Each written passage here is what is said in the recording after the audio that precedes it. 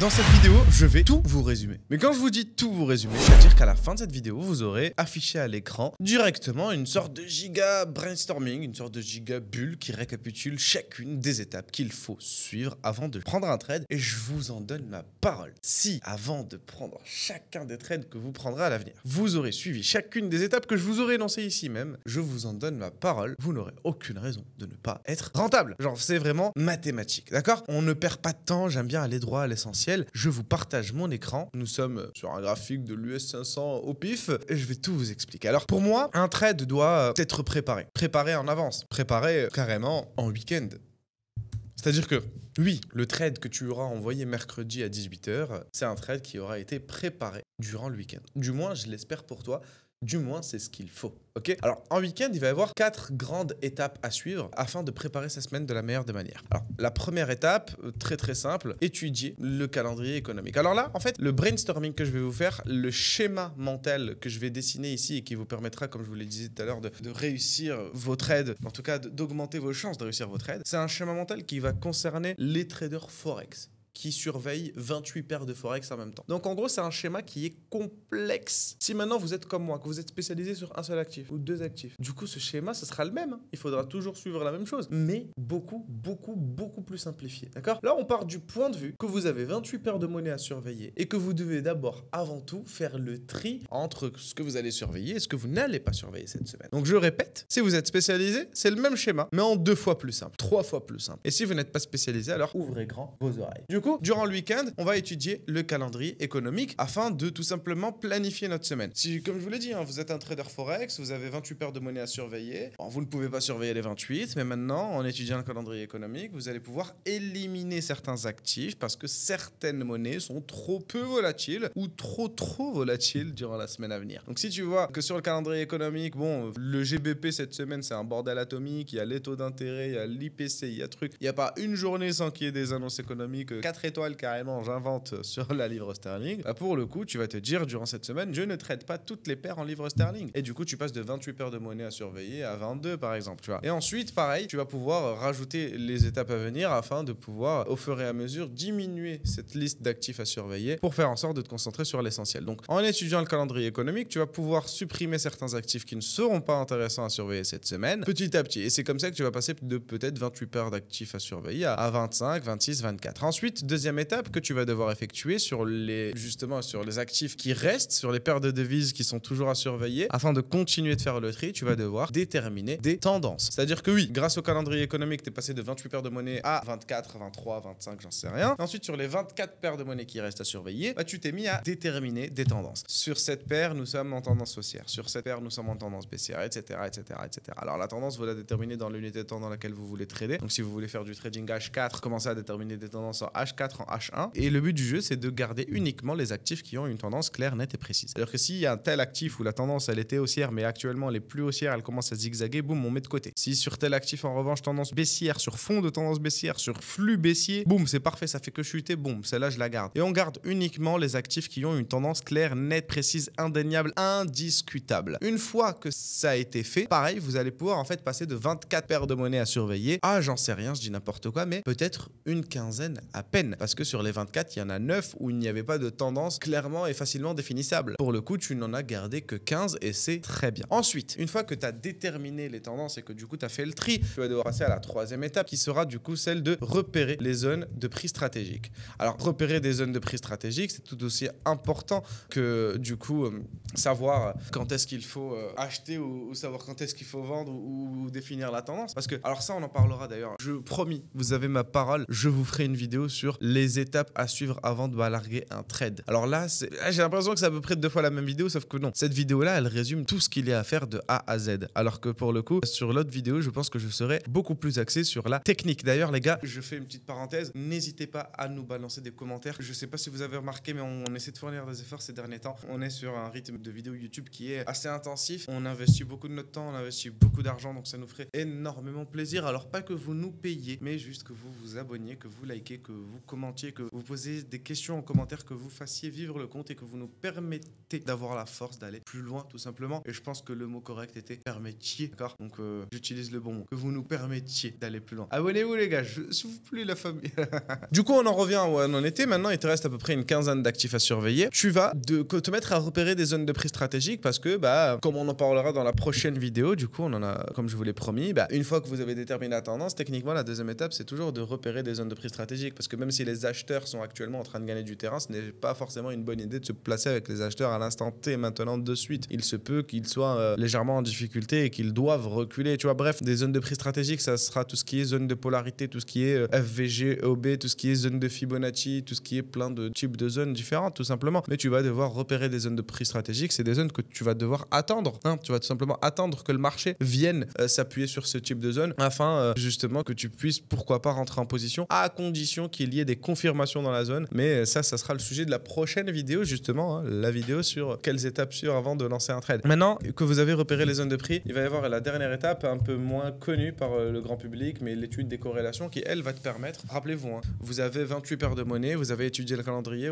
il vous en reste plus que 24. Et vous avez 24 paires de monnaie, vous avez déterminé des tendances, il vous en reste plus 15. Vous avez 15 paires de monnaie, vous avez commencé à repérer des zones de prix stratégiques et vous allez passer à 10 paires de monnaie parce que sur les 15, il y en a 5 où les zones de prix stratégiques sont beaucoup trop loin et tu sais qu'on va pas les atteindre dans la semaine. Tu sais que c'est une histoire de dans 2, 3, 4 semaines, tu vois. Donc tu mets de côté, t'attends et tu gardes uniquement les 10 sur lesquels tu, du coup, as un calendrier économique assez stable, tu as une tendance qui est facilement déterminable et définissable et tu as des zones de prix stratégiques qui ne sont pas loin et qui normalement sont censées être touchées dans la semaine à venir. À partir de là, il te reste déjà plus que 10 actifs à surveiller. Et ensuite, grâce aux corrélations, tu vas pouvoir optimiser encore tout ça. Pareil, bien entendu, les gars, je ne peux pas vous parler des corrélations dans cette vidéo, mais si, pareil, vous êtes là, vous motivez, que vous rejoignez le Telegram public, que vous commentez, alors je ferai toutes les vidéos que vous voulez. Et il suffira de me les demander. Mais grâce aux corrélations, du coup, les corrélations, pour la faire courte, c'est un système qui te permet tout simplement, grâce à une certaine logique économique, de pouvoir déterminer et anticiper l'évolution de certains actifs parce que on sait que certains actifs, quand ils vont prendre de la valeur, d'autres actifs vont également en prendre ou bien d'autres actifs vont en perdre au contraire. Et justement, il faut savoir que tous les marchés sont à peu près liés, qu'il y a une sorte d'effet domino qui se crée à chaque mouvement de marché. Et cet effet domino-là, on va pouvoir le travailler. Et grâce à l'étude de corrélation, vous allez pouvoir passer de 10 paires de monnaie à surveiller à peut-être 6 ou 7. Et là, pour le coup, vous êtes passé de 28 paires de monnaie à surveiller à 6 ou 7 paires seulement grâce à ces 4 étapes qui sont tout aussi importantes les unes que les autres. Et l'objectif final de tout ce travail va être d'élaborer ce que l'on appelle une watchlist. D'accord? Alors, la watchlist, au fond, comme je vous l'ai dit, hein, si vous êtes comme moi et que vous êtes focus sur un ou deux actifs, en vrai, tout ce que je viens de vous dire, ça sert pas à grand chose. C'est-à-dire que oui, c'est sympa à savoir. Mais moi, par exemple, ma watchlist, les gars, c'est Dow Jones, DAX, Nasdaq. Hein, et c'est la même depuis 3 ans. J'ai pas besoin d'étudier le calendrier, de déterminer les tendances. Alors, je le fais quand même. Je le fais quand même en 3-4 minutes sur mes actifs que je surveille constamment afin de toujours refaire mes plans. Et c'est essentiel de se mettre à jour et de chaque week-end de reposer un regard neuf, on va dire, sur le marché. Mais sinon, en vrai, moi, les étapes du week-end me prennent 10 minutes parce que j'analyse toujours les mêmes actifs et d'ailleurs, je vous recommande de vous spécialiser. Mais je le répète, voilà, dans le cas où vous n'êtes pas spécialisé ou vous surveillez les 28 paires de monnaie, c'est comme ça qu'il faut faire et il faut avoir une watchlist. Et c'est une watchlist qui peut bouger chaque semaine. Sur ça, il n'y a pas de souci. Ensuite, une fois que la watchlist est prête, là, vous passez sur un travail hebdomadaire. Donc, qu'est-ce que vous allez devoir faire en semaine? Pas en week-end, mais en semaine. Alors, les gars, c'est grave chelou parce que là, je suis en train de vous parler. En fait, depuis tout à l'heure, tout va bien. Je suis au studio podcast depuis quasi 1 heure. Et là, j'ai une sorte de petit bouton qui vient de se créer, mais genre, il fait mal de fou. Genre, quand je le touche, ça fait un chouïa mal. Tu vois ce que je veux dire ou pas? Changement de sujet de malade.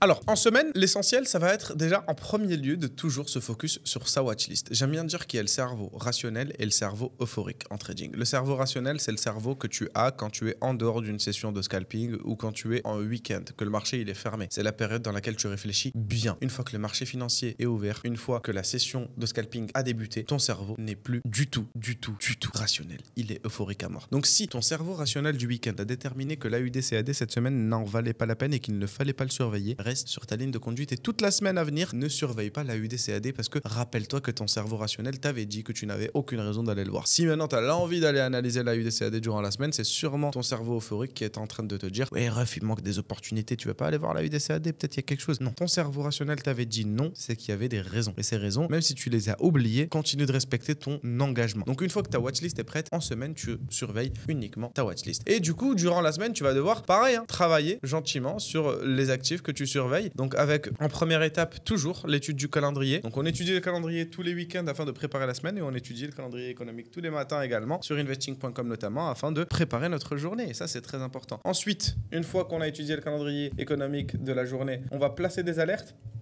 Parce que rappelez-vous, vous êtes sur des actifs où vous avez déterminé une tendance et où vous avez repéré des zones. Vous êtes juste dans l'attente. Vous patientez jusqu'à que le marché vienne chercher vos zones. Donc vous placez des alertes TradingView sur vos zones. Comme ça, quand ça vient toucher les zones, boum, vous recevez une notification. Ça, c'est génial. Ensuite, vous attendez tout simplement que les alertes arrivent. Une fois que l'alerte va sonner, vous allez attendre des confirmations. C'est-à-dire que oui, nous sommes en tendance haussière. Oui, le marché est venu sur une zone de polarité que tu surveillais. Mais non, ce n'est pas suffisant. Il faudra à tout prix attendre une confirmation là-dessus. Bien entendu, je peux pas vous...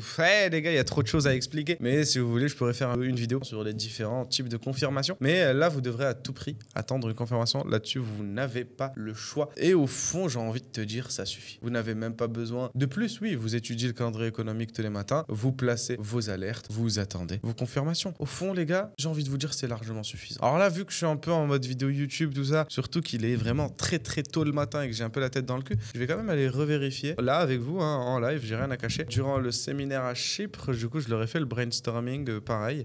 Je leur avais partagé, j'ai juste envie de vérifier si j'avais oublié quelque chose ou pas. Je pense pas avoir oublié quelque chose, mais j'ai l'impression qu'il y avait 4 étapes quand même. Non, toujours, regardez, étudier le calendrier économique, placer des alarmes, attendre des confirmations. Non, c'est largement suffisant au fond. Et ensuite, une fois que les confirmations apparaissent, vous allez tout simplement devoir vérifier si le trade que vous voulez prendre respecte ou pas votre plan. Ok ? Alors, le plan, du coup, vous faites ça.